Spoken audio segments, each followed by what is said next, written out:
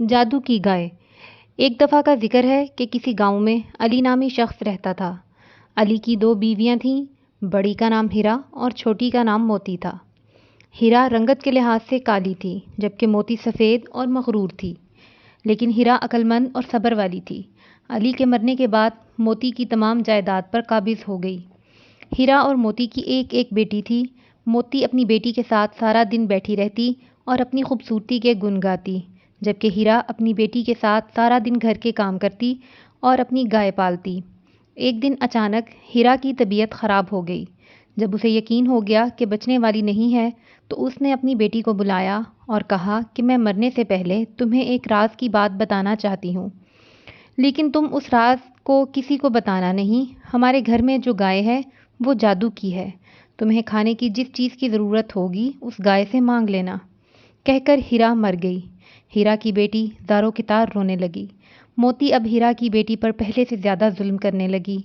موتی اس سے گھر کے کام کرواتی، اس کے بعد گائے چروانے کے لیے کہتی۔ ہیرا کی بیٹی جب جنگل پہنچتی تو گائے سے کھانے کی چیزیں مانگتی اور وہ چیزیں فوراً جادو کے ذریعے اسے مل جاتیں۔ موتی کو شک ہونے لگا کہ ہیرا کی بیٹی دن بدن کیوں خوبصورت ہو رہی ہے، جبکہ وہ اس سے گھر کے سارے کام کرواتی اور کھانے کے لیے بھی کچھ خاص نہیں دے رہی تھی۔ موتی نے اپنی بیٹی سے کہا کہ بہن کے پیچھے جا کر دیکھو وہ جنگل میں کیا کھاتی ہے۔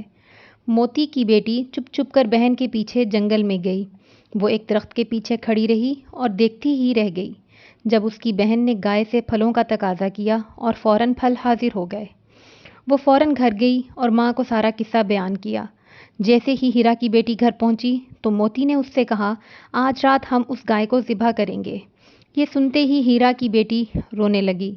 گائے نے اپنی دوست سے کہا، ایک راز کی بات سنو، مجھے ذبح کرنے کے بعد میرا گوشت مت کھانا، کیونکہ جو بھی میرا گوشت کھائے گا وہ مر جائے گا۔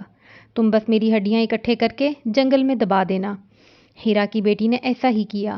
صبح جب وہ دوبارہ جنگل میں گئی جہاں اس نے ہڈیاں دبائی تھیں، وہاں ایک خوبصورت محل کھڑا تھا۔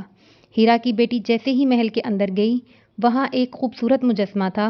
اس نے مجسمے کو جیسے ہی ہاتھ لگایا، مجسمہ ایک خوبصورت انسان میں تبدیل ہو گیا کہ چڑیل نے شہزادے کو جادو سے پتھر کا بنایا تھا اور کہا تھا کہ جب تک کوئی خوبصورت لڑکی اس مجسمے کو چھوئے گی نہیں تب تک وہ انسان نہیں بنے گا۔ شہزادے نے ہیرا کی بیٹی سے شادی کر لی اور وہ دونوں ہنسی خوشی محل میں رہنے لگے۔